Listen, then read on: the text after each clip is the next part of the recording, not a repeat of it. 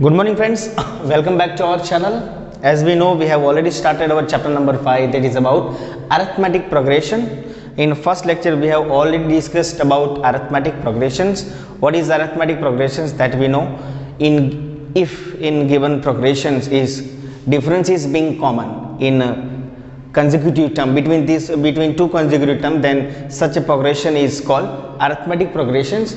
And now today we are going to start exercise 5.1, that is quite about the AP. So what is question number 1? Let's we check, in which of the following situations does the list of number involved make as arithmetic progression? I have written in short AP, it means arithmetic progressions, and why? Friends, we have to check that here some situations given, and we have to check from this situation can we have any progression, and we have to check the given progression based on this situation, is it arithmetic progression or not. If it is arithmetic progression, that we have to give reason why it is AP, and if it is not converted into arithmetic progression, that also we have to define the reason why it is not AP. So let's we check the given situations can be converted into arithmetic progressions. Okay, so let's we see here what is given. The taxi fare after each kilometer, when the fare is 15 for the first kilometer, it means rupees 15 first kilometer, and the rupees 8 for each additional kilometer. Friends, first we have to understand that what exactly these situations telling us and what we have to work here for these questions. Look at here, क्या कहा हुआ है, taxi का first kilometre जो है ना, उसका cost आपको बोल दिया है कि वो ₹15 है, और फिर एडिशनल किलोमीटर का जो रेट बताया हुआ है, एडिशनल किलोमीटर का है ₹8 पर किलोमीटर.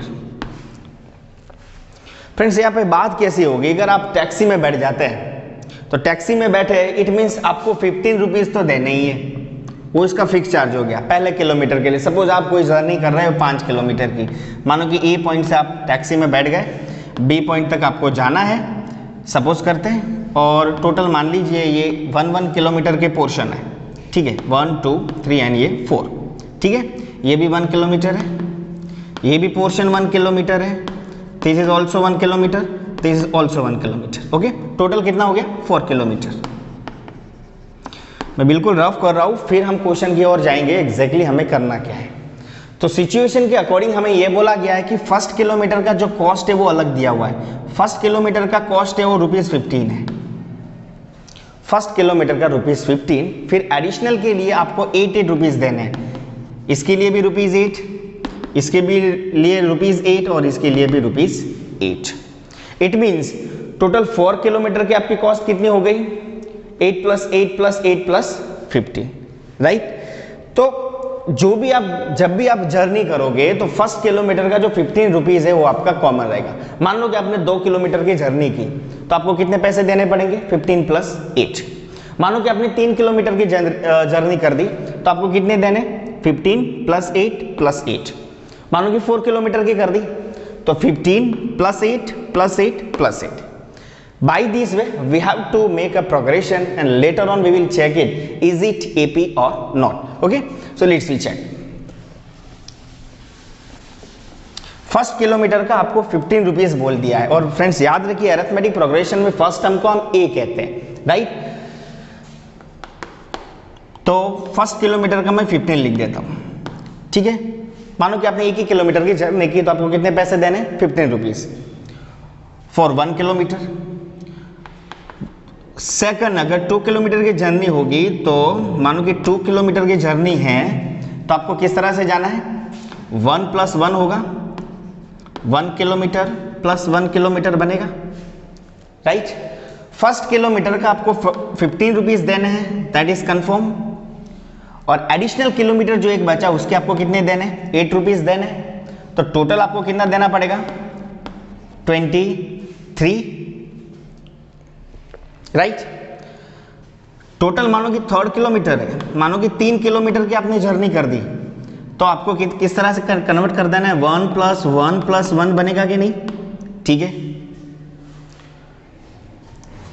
फर्स्ट किलोमीटर का 15 रुपीज देने हैं, दैट इज गिवन, और एडिशनल के लिए आपको कितना देना है, एक और 8 रुपीज एडिशनल किलोमीटर के लिए, ये भी ₹8 एडिशनल किलोमीटर के लिए।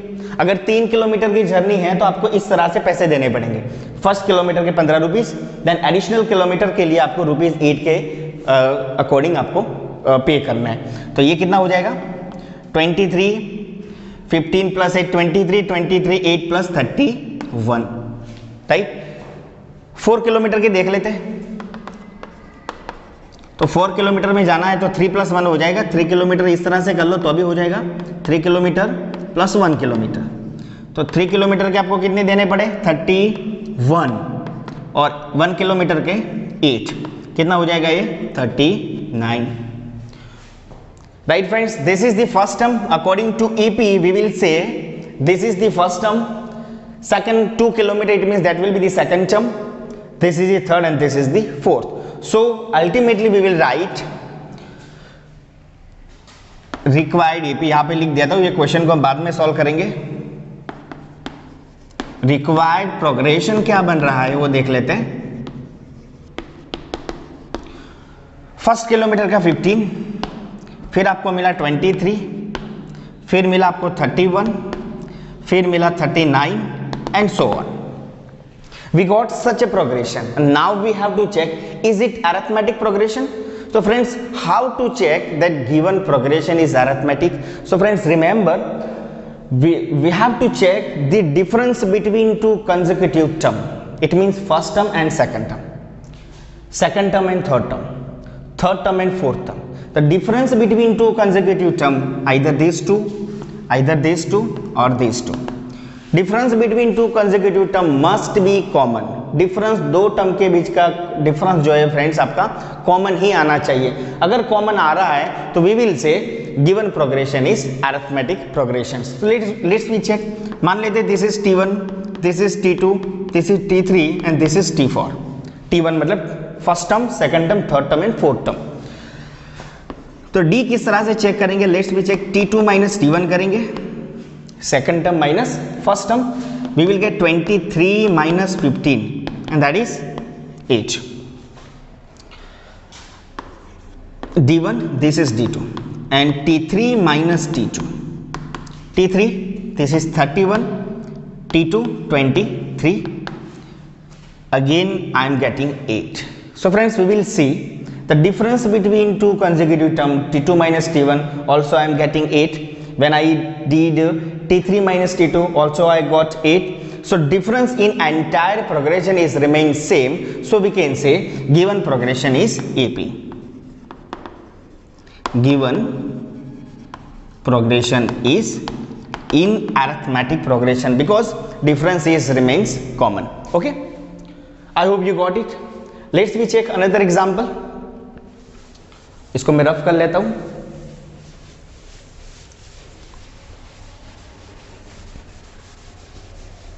अब इसको चेक कर लेते हैं कि सेकंड वाला आपको क्या कह रहा है। The amount of money in the account every year when ₹10,000 is deposited at compound interest at 8% per annual. Friends, यहाँ पे कुछ अमाउंट हमें बैंक में डिपॉजिट करनी है और हमें पता है कि बैंक हमें इंटरेस्ट देती है, और इंटरेस्ट के भी दो टाइप्स होते हैं, एक सिंपल इंटरेस्ट होता है और एक कंपाउंड इंटरेस्ट होता है। Friends, we have already studied in earlier classes that what is compound interest. Compound interest is nothing but interest of interest, that is called compound interest, right? And remember the formula to find the compound interest, A equal to P1 plus R/100 ये formula हमें पता है। इसमें क्या है, ये principal amount है, मैं रिवाइज करवा लेता हूं आपको। This is the amount, principal amount या अमाउंट कह दीजिए, right. This is rate of interest, and this is number of year, right. ये आपको पता ही होगा। तो इस फॉर्मूला को देखते हुए हमें उसके term first year, second year और थर्ड ईयर का जो इंटरेस्ट है वो हमें फाइंड करना है। फिर वो देखता है कि फर्स्ट ईयर का इंटरेस्ट, सेकंड ईयर का इंटरेस्ट, थर्ड ईयर का इंटरेस्ट, उनकी एक सीक्वेंस बनेगी। फिर उस सीक्वेंस को हम देखेंगे क्या वो एपी में बैठ रही है नहीं, इज इट अरिथमेटिक प्रोग्रेशन और नॉट। ओके, तो फ्रेंड्स देखिए, सबसे पहले आपको क्या करना है, उसका फर्स्ट टर्म आपको 10,000 डिपॉजिट करना है। मान लीजिए this is the first term, तो फर्स्ट ईयर के लिए तो आपको यही मिलने वाला है। फर्स्ट ईयर आपने डिपॉजिट करवाए 10,000 रुपीज, तो फर्स्ट टर्म आपका 10,000 हो गया, राइट। इसके बाद ये तो ओरिजिनल अमाउंट है, इसको मैं फर्स्ट ईयर नहीं लिख देता, प्रेजेंट लिख देता हूं, प्रेजेंट अमाउंट। ओके, जिस अमाउंट को अब हम डिपॉजिट करेंगे और एनुअल इंटरेस्ट आपको कितना गिनना है, 8%, राइट फ्रेंड्स। तो फर्स्ट ईयर में आफ्टर फर्स्ट ईयर हम लिखेंगे आफ्टर 1 ईयर, एक साल के बाद ये आपकी जो अमाउंट है 10,000, उसको 8% के हिसाब से इंटरेस्ट ऐड करके कितनी बनेगी वो फाइंड करना है। तो एक साल के बाद ये 10,000 कितना बन जाएगा, लेट्स वी चेक। तो देखिए, अभी मैंने आपको फॉर्मूला बताया था, P 10,000 1 plus rate of interest 8 है जो यहाँ पे दिया हुआ है, दिस इज R बाय 100। यहाँ पे मैंने n लिखा था, n का मतलब था नंबर ऑफ ईयर, मैं कितने साल का फाइंड कर रहा हूँ, 1 ईयर ओनली, तो I will write 1 year. Okay, ये कौन सा फॉर्मूला फ्रेंड्स याद रखिए, मैं यहाँ पे बाजू में लिख देता हूँ जैसे आपको आसानी रहे समझने में। ये क्वेश्चन हटा ही देते हैं, ये हो गया है, ठीक है। कौन सा फॉर्मूला मैंने यूज किया, 1 plus R by 100 raise to n। इस फॉर्मूला से, by this formula we will get the amount after 1 year at the rate of 8%।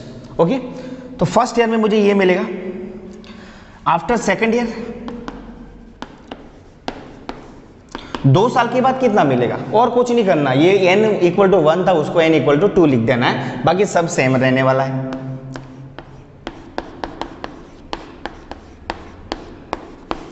अगर 10,000 अमाउंट अगर आपने डिपॉजिट की है तो एक साल के बाद आपको इतने पैसे मिलने वाले हैं 8% के हिसाब से।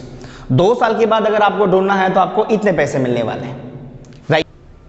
ओके फ्रेंड्स, देखिए, अगर आप 10,000 डिपॉजिट कर रहे हैं ना, तो एक साल के बाद आपको इतने रुपए मिलने वाला है। अगर हम सिंप्लीफाई नहीं करें, क्योंकि अभी हमें जरूरत नहीं है, सिर्फ एपी बनानी है, तो हम इतने पैसे मिलेंगे। 2 साल के बाद आपको इतने मिलने वाला है। 3 साल के बाद let's we check, after 3 years आपको मिलने वाला है 10,000, 1 प्लस 8 बाय 100 इंटू 3। बस आपको यहाँ पे नंबर ऑफ ईयर है वहाँ पे चेंज करना है। एक साल के बाद अगर 1 ईयर का फाइंड कर रहे हैं तो we will write 1, after 2 years we will write 2 and after 3 years we will write 3, right. आगे जाने की जरूरत नहीं, सिर्फ 3 टर्म्स हमें मिल गए हैं, तो we are easily we can check by the finding the difference between 2 terms that is it AP और नॉट। ओके, तो फर्स्ट टर्म तो मुझे पता ही था, this is 10,000, right. If I find this, if I solve this, I will get 10,800। आप इसको solve करोगे ना, इस बॉक्स को एलसीएम लेके, तो आपको मिलेगा 10,800 और after 2 years we will get 11,664 dot dot dot. इस तरह से अगर आप nth ईयर के लिए जाओगे ना, आफ्टर n ईयर, तो we will write n here in the place of number of year, right? So similarly our progression will be going on by this way. First will be 10,000, second one will be 10,800 and third one will be 11,664. Okay friends, now we have to check, is it AP? So how we will check? First we will name this is T1, this is T2 and this is T3. We have to check the difference between 2 consecutive terms, is it same or not. If it is same, then we can say is it AP, otherwise we cannot say that given progression is in AP. Okay, so how we will check? D1 equal to T2 minus T1 T2, that will be 10,800 minus 10,000, right? I will get 800 only. Difference between two terms, second term and first term, I am getting 800. D2, it means T3 minus T2. It means 11,664 minus 10,800. कितना मिलेगा? 4, 6, 8, right? 864. So friends, now check it. D1 equal to 800 and D2 equal to 864. What is the condition for being arithmetic progression? D1 equal to D2. It means in entire progression, all the difference between two consecutive terms, either you are taking T2 and T1, either you are taking T3 and T2, either you are taking T4 and T3, difference between two terms must be same. But here we are not getting D1 equal to D2. Here D1 not equal to D2. So given progression is not AP. We will write here, thus given progression is not AP.